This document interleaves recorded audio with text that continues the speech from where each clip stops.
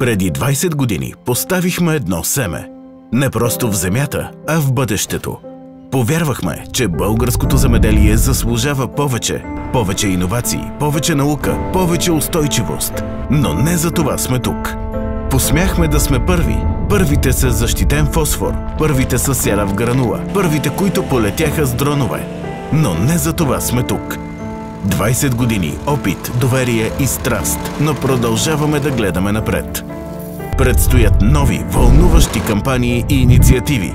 За децата – чрез дарения на книги, за пчелите – чрез медоносни растения, за природата – чрез активно озеленяване и залесяване. Но не за това сме тук. Тук сме заради хората. Хората, с които през всички тези години изградихме не просто компания, а общност от професионалисти с визия и сърце. Тук сме заради експертите, агрономите, търговските екипи, учени, логисти и партньори, всеки от които е корен в нашата почва. И заедно ще продължим да отглеждаме още добрини, още резултати, още бъдеще, защото най-важните сезони тепърва предстоят. С нови технологии, с още по-силна подкрепа за българското земеделие, със смелостта да бъдем част от промяната.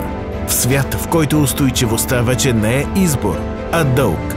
Тук сме заради бъдещото поколение на България, което заслужава да живее върху здрава и силна почва.